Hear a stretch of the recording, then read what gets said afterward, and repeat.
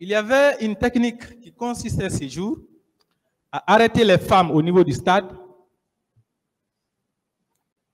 les mettre des bandes au niveau des yeux pour ne pas qu'elles voient. Et on les amenait à des endroits pour faire d'elles des esclaves sexuels. Il y a plusieurs PV dans ce sens, c'est même indescriptible, où on amenait les femmes et on leur donnait de la boisson. Après, tout ce qu'on voulait, on faisait avec ces femmes-là. Chez vous, vous n'avez pas vu de femmes? Non. D'accord. Parmi ces PV, je vais lire au moins un. Je ne vais pas donner son nom. Il s'agit de la cote 961.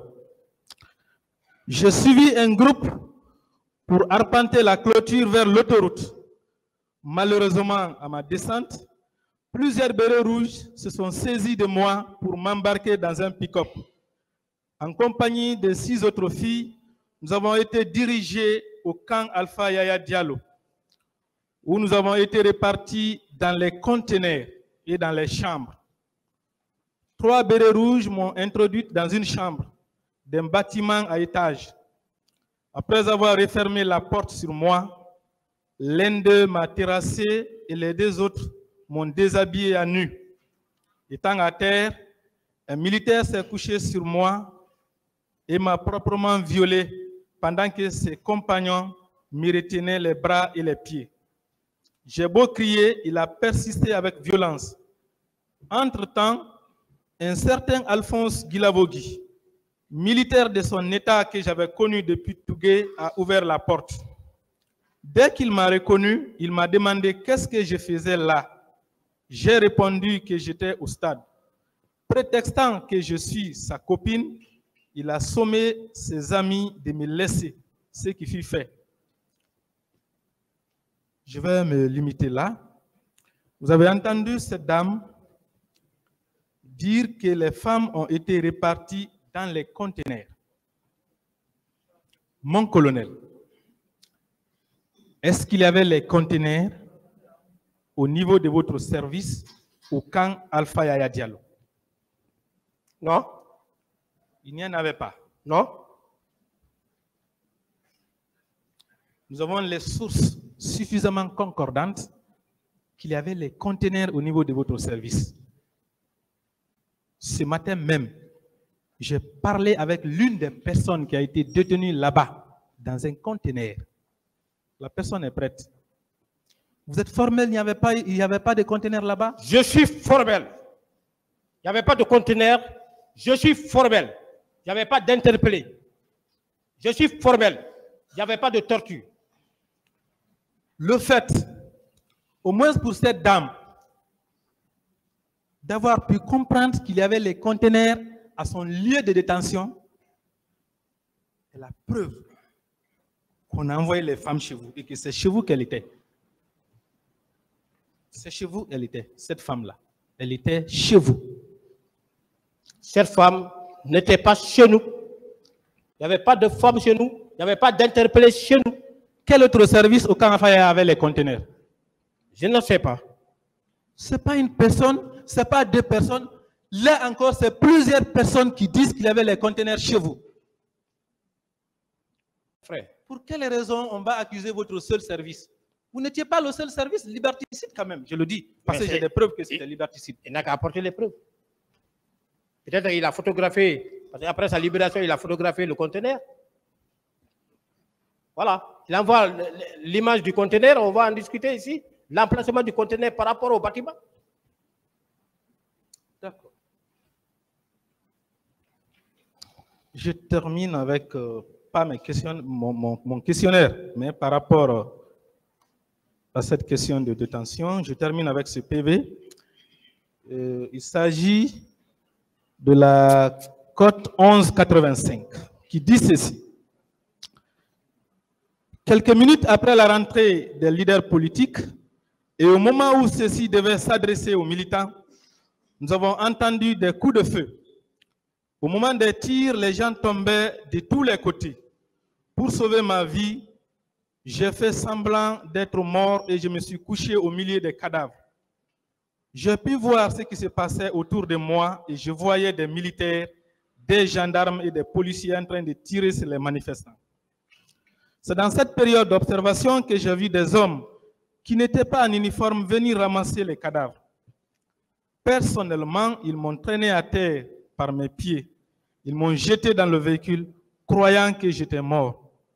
Par la suite, ils ont jeté d'autres corps sur moi. J'ai accepté tout pour ma survie. Le camion dans lequel je me trouvais était bâché.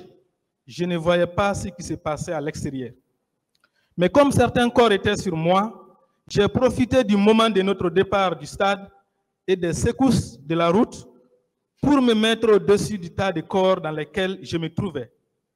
Ainsi, nous avons été conduits je ne sais où. Je précise que le camion démarrait et s'arrêtait sans cesse jusqu'à notre arrivée.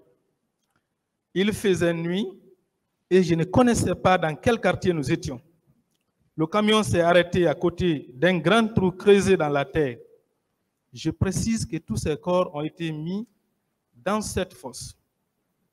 Au moment du décharnement, un militaire a éclairé l'intérieur du camion et m'a vu éveillé. Sans dire mot, j'ai levé la main pour demander pardon.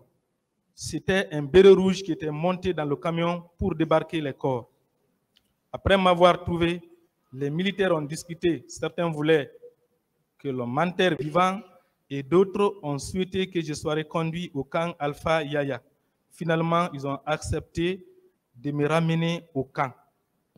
Je vous précise que ces manifestants ont fait 5 jours de détention au camp avant d'être libérés.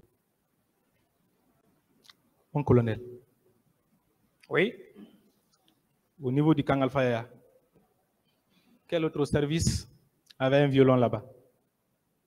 Je ne connais que mon service. D'accord. Par rapport aux fosses communes,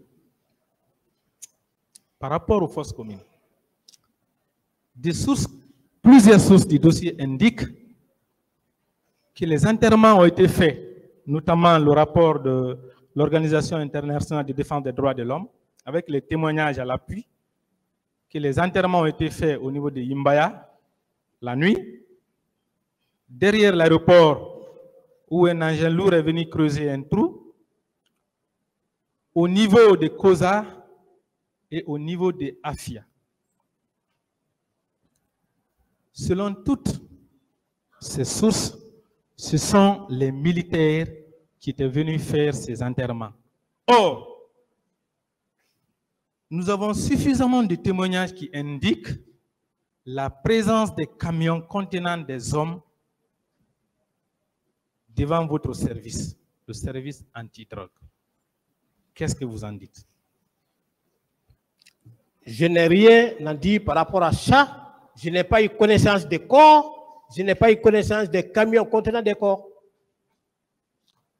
Selon les sources, les corps qui sont passés par le camp Alpha Yaya n'avaient que 2 lieux de stationnement. Votre service et le service de M. Pivi. C'est les 2 services. Vous pouvez nous dire que vous n'avez pas vu des camions garés contenant des corps? Non. Non. Non. D'accord. Ce 28 septembre, est-ce que vous avez remarqué la présence d'une délégation du CNDD à partir de 17h? Au niveau de votre service, est-ce que vous avez eu une délégation dans laquelle se trouvait le président Dadis, qui, selon les éléments du dossier, était masqué en compagnie de M. Korka Diallo et d'autres éléments? Vous n'avez pas vu cette délégation à 17h? Non. Vous ne les avez pas vus? Non. Le même 28, à partir de 0h et 0h et quelques, vous n'avez pas vu le président Dadis, le ministre de la Santé, M. Chérif Diaby, et autres éléments au niveau de votre service, pendant que les véhicules étaient garés contenant des corps? Vous n'avez pas vu tout ça? Non. Je n'ai pas vu. Dites-moi concrètement, quand vous êtes revenu, au camp, vous avez fait quoi? Dites-moi concrètement, quand vous êtes revenu. Quelle a été votre activité quand vous êtes revenu au camp? On est resté à l'unité. Assis comme ça, tranquillement. Oui, c'est pas interdit. Même pas, maître, même pas par rapport aux événements de 28 septembre. Après une ronde, on revient à la base. Ça, c'était tous les jours. D'accord. Ces jours-là, on est venu, on est resté. Sans problème, en sachant qu'il n'y avait pas de problème apparent dans Voilà. la ville, Oui. vos services faisaient le tour. Maintenant qu'il y a un problème, Oui. un grave drame Oui. vient de se produire au niveau du stade, vous allez venir vous asseoir comme ça, comme si rien ne se passe? Il n'y a aucun problème. Nous, on est resté. Donc pour vous, ce n'est pas un problème. D'accord.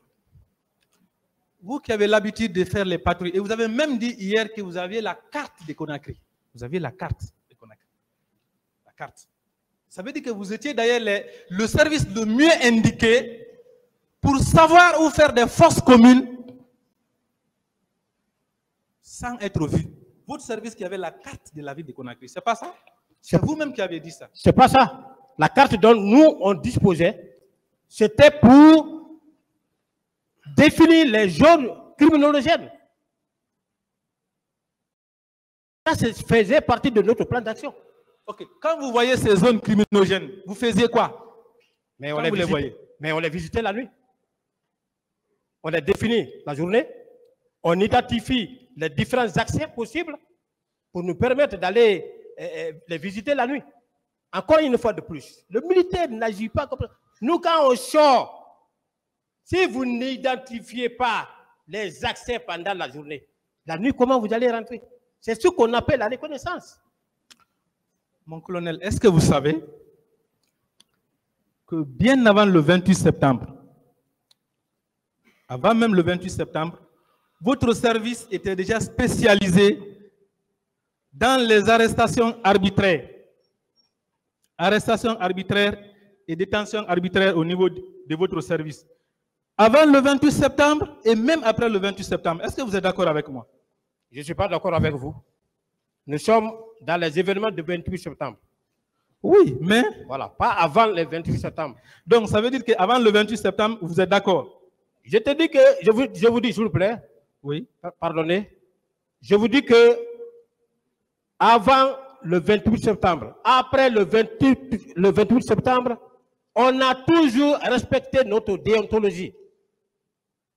C'est qu'avec vous, certainement, on ne va pas vous permettre de faire un petit... Non, non, c'est bon, c'est bon. Voilà. Non, c'est bon. Quels étaient vos rapports? Quels étaient vos rapports avec les mouvements opposés à la candidature du président Dadis? Comment votre service traitait ces mouvements-là? Parce que vous avez dit ici que votre patron avait l'expérience dans la sensibilisation des manifestants. Vous savez qu'avant le 28 septembre, déjà, il y avait les manifestants hostiles à la candidature du président Dadis. Comment votre service a géré ces manifestants-là? Sinon, ces mouvements. D'abord, moi, je ne suis pas un homme politique. Je ne vous parle pas de politique. Oui, je vous parle de manifestants. Quand vous parlez de candidature, laissez tomber la candidature. Les manifestants opposés à sa candidature. Mais c'est cet événement-là qui nous a amenés là. On ne peut pas éviter de parler de la candidature du président Dadis. C'est ça. Je suis à mesure de vous dire que si le président Dadis n'avait pas mis en cause son engagement en disant « si je veux, je me présente, si je veux, je ne me présente pas », on ne serait pas là aujourd'hui. Ça, je suis à mesure de vous le dire. C'est ça. C'est ce qui nous a amenés dans ça. Répondez à ma question. Quelle est votre question? Ma question, il y avait les mouvements opposés à la candidature du président Dadis. Votre service était très actif dans la recherche des meneurs de ces mouvements-là. Comment vous les avez gérés? Malheureusement, avant 28 septembre, comme vous venez de dire, les manifestations, aucun manifestant n'a dit que l'antidrogue m'a fait ça, m'a fait ça, m'a fait ça. Nous, techniquement et professionnellement, on agissait. Aucun manifestant avant? Non. D'accord.